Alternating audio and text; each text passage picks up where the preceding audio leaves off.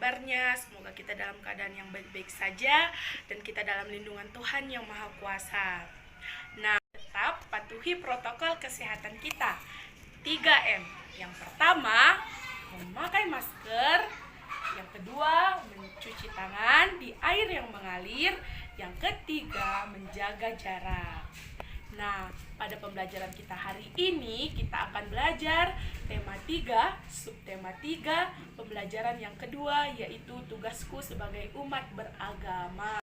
Adapun tujuan pembelajaran kita pada hari ini, yang pertama, siswa dapat memahami budaya kerukunan beragama di sekolah. Yang kedua, dengan menonton video pembelajaran ini, siswa dapat menceritakan keberagaman agama yang ada di Indonesia. Selanjutnya, kompetensi dasar 3.3 mengidentifikasi jenis-jenis keberagaman karakteristik individu di sekolah.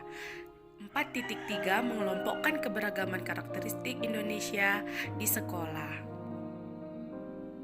Selanjutnya, kompetensi inti yang pertama menerima dan menjalankan ajaran agama yang dianutnya. Yang kedua, menunjukkan perilaku jujur, disiplin, tanggung jawab, santun, peduli, dan percaya diri dalam berinteraksi dengan keluarga, teman, dan guru. Nah, sebelum kita mulai pembelajaran kita, mari kita berdoa menurut agama dan kepercayaan kita masing-masing.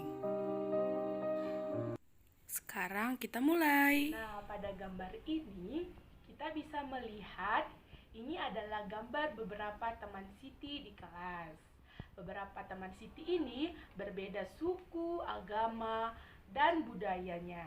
Tetapi mereka saling menghormati dan saling menghargai. Nah, anak-anak sudah tahukah berapa jumlah agama yang diakui di Indonesia? Ada berapa? Ya, benar, ada 6 agama yang diakui di Indonesia. Nah, ada 6 agama yang diakui di Indonesia. Yang pertama adalah agama Islam. Yang kedua adalah agama Kristen. Yang ketiga adalah agama Katolik. Nah, yang keempat adalah agama Hindu. Yang kelima adalah agama Buddha. Yang keenam adalah agama Konghucu. Nah, setelah kita mengetahui 6 agama yang diakui di Indonesia, mari kita bahas satu persatu. Yang pertama adalah agama Islam. Agama Islam beribadah di masjid. Kemudian, kitab agama Islam adalah Al-Quran. Hari besar agama Islam ada 2. Yang pertama, Idul Fitri dan Idul Adha. Selanjutnya, salam yang digunakan oleh agama Islam ada 2. Yang pertama, Assalamualaikum warahmatullahi wabarakatuh dan Wassalamualaikum warahmatullahi wabarakatuh. Agama yang kedua adalah Kristen. Agama Kristen beribadah di gereja. Agama Kristen mempunyai kitab suci yang bernama Alkitab. Nah, kemudian hari besar agama Kristen ada 2. Yang pertama adalah hari Paskah dan hari Natal. Salam yang digunakan oleh agama Kristen ada 2 juga nih. Yang pertama, salam sejahtera dan shalom. Nah, sekarang yang ketiga adalah agama Katolik. Agama Katolik tidak jauh berbeda dengan agama Kristen, teman-teman. Nah, agama Katolik beribadah di gereja juga. Dan kitab yang digunakan adalah Alkitab. Hari besar agama Katolik sama dengan hari besar agama Kristen, yaitu hari Natal dan hari Paskah. Salam yang digunakan adalah salam sejahtera dan shalom. Yang selanjutnya adalah yang keempat, agama Hindu. Agama Hindu beribadah di sini, di pura atau di pura. Nah, kitab suci agama Hindu adalah Weda. Hari besar orang agama Hindu adalah ini, Nyepi. Kemudian salam yang digunakan adalah ada dua. Yang pertama, Om Swastiastu dan Om Santi Santi Santi Om. Nah, yang kelima adalah agama Buddha. Agama Buddha beribadah di sini, di wihara atau vihara. Kitab suci yang digunakan oleh agama Buddha adalah ini, Tripitaka. Nah, kemudian hari besar agama Buddha adalah Waisak. Nah, kemudian salam yang digunakan oleh agama Buddha adalah Namo Buddhaya. Yang terakhir atau yang keenam adalah agama Konghucu. Agama Konghucu beribadah di sini, di Kelenteng. Nah, hari besar agama ini adalah Imlek. Kitab suci yang digunakan adalah Sujing atau Suking. Nah, kemudian salam yang digunakan yang paling terkenal di Indonesia adalah salam kebajikan. Jadi, itu semua adalah penjelasan dari agama-agama yang ada di Indonesia. Nah, setelah kita mengetahui penjelasan tentang agama yang ada di Indonesia, kita harus mengetahui nih, tugas kita sebagai umat beragama itu apa saja. Yang pertama adalah berdoa sesuai dengan agama dan kepercayaan kita. Contohnya, agama Islam pergi beribadah ke masjid atau melakukan sholat. Agama Kristen dan agama Katolik setiap hari Minggu pergi ke gereja untuk beribadah. Kemudian membaca Alkitab setiap hari. Lalu bisa juga dengan agama Buddha yang pergi ke wihara atau vihara untuk berdoa. Begitu juga dengan agama Buddha, Hindu, dan Konghucu. Yang kedua, kita tidak boleh mengejek teman yang memiliki agama berbeda dengan kita, karena semua agama itu sama ya, teman-teman. Yang ketiga adalah menghormati dan menghargai teman yang memiliki agama berbeda. Kita tidak boleh saling membeda-bedakan ataupun mengejeknya ya. Nah, yang keempat, mengizinkan teman untuk melakukan ibadahnya. Kita tidak boleh melarang ataupun mengganggu teman kita yang sedang beribadah. Kita harus saling menghormati. Nah, yang kelima, yang terakhir, bermain tanpa membeda-bedakan. Kita tidak boleh membedakan teman kita dalam bermain ya, karena teman kita adalah sama. Dengan begitu, kita bisa menciptakan kerukunan di antara sesama kita. Nah, di sini ada beberapa cara untuk menghormati teman kita yang berbeda agama. Ini dia salah satunya. Setiap agama mengajarkan salam yang berbeda-beda. Salam itu diucapkan ketika kita bertemu dengan orang lain, ataupun salam itu diucapkan ketika kita sedang berbicara di depan umum atau berpidato.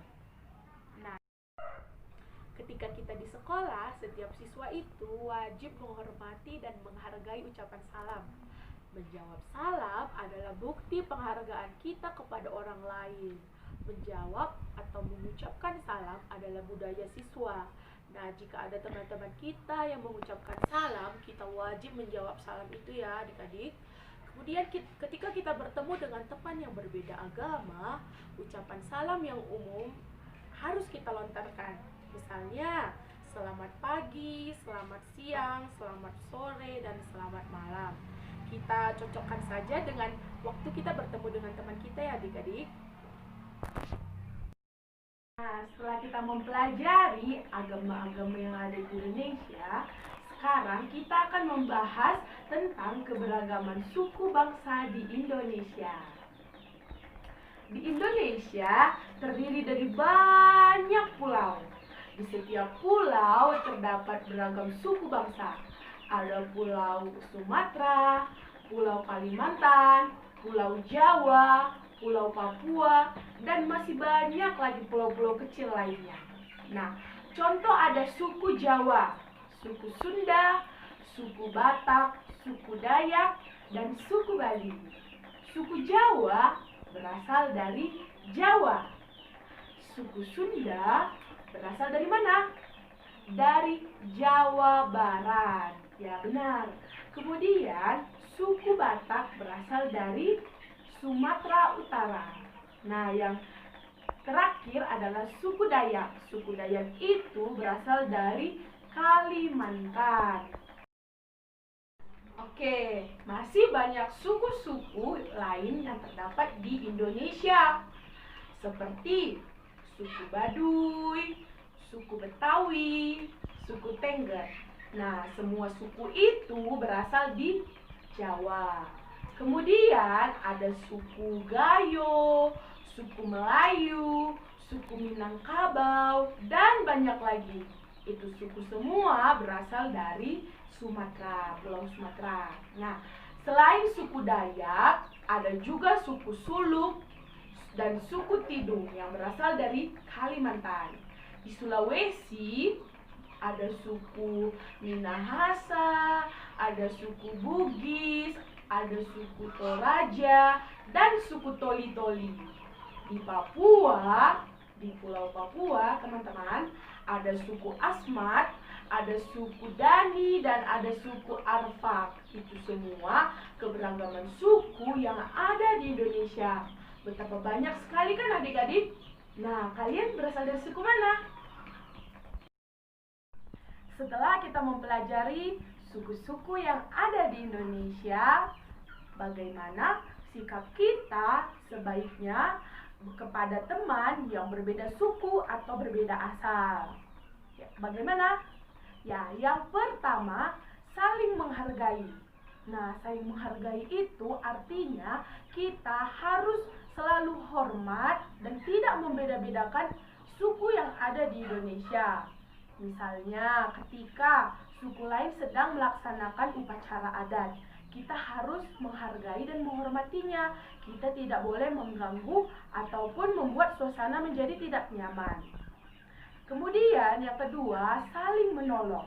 Saling menolong artinya jika ada teman kita atau saudara kita yang berasal dari suku lain sedang kesusahan ataupun sedang memerlukan pertolongan, kita sebaiknya membantunya ya adik-adik. Kita tidak boleh membedakan suku-suku dalam menolong sesama. Nah, yang ketiga, tidak menjelekkan suku lain. Kita tidak boleh mengejek ataupun membuat kata-kata yang tidak sopan kepada suku lain. Karena semua suku adalah sama. Tidak ada yang bagus, tidak ada yang jelek. Jadi semuanya adalah sama.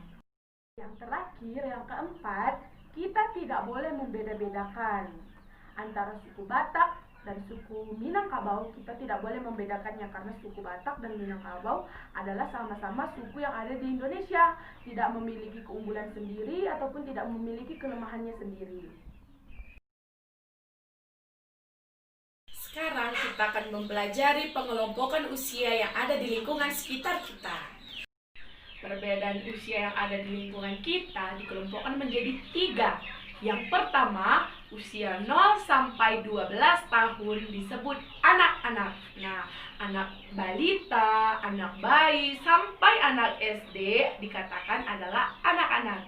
Kemudian yang kedua adalah usia 13 sampai 17 tahun.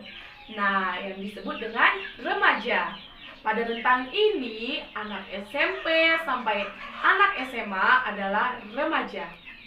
Yang terakhir adalah usia 18 tahun ke atas, disebut dengan orang dewasa. Nah, orang dewasa ini seperti orang tua kita, ayah dan ibu kita, nenek kita, kakek kita. Setelah kita mempelajari banyak hal tentang keberagaman agama, keberagaman suku, keberagaman usia, pada kesempatan kali ini kita akan belajar tentang keberagaman jenis kelamin yang ada di sekolah. Nah, kita di sekolah ada berapa jenis kelamin, ayo?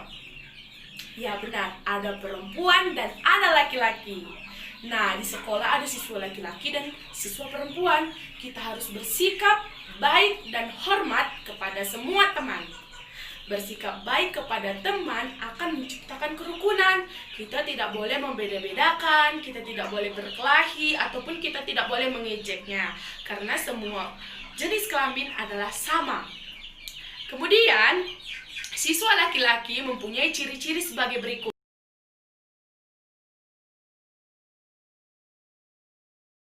Adapun ciri-ciri siswa laki-laki dan perempuan, kita bisa membedakannya dari siswa laki-laki umumnya berambut pendek dan siswa perempuan umumnya berambut panjang. Nah, siswa laki-laki memakai baju atasan dan celana. Jika siswa perempuan memakai baju atasan dan rok. Kita harus baik ya kepada semua teman-teman kita. Nah, pembelajaran kita cukup sampai di sini ya adik-adik. Semoga ilmu yang kalian dapatkan bisa bermanfaat bagi kalian. Kemudian, tetap jaga kesehatan, patuhi protokol kesehatan agar kita terhindar dari virus corona dengan mencuci tangan, menjaga jarak, dan memakai masker. Jadi, hanya ini yang bisa saya sampaikan. Sampai jumpa.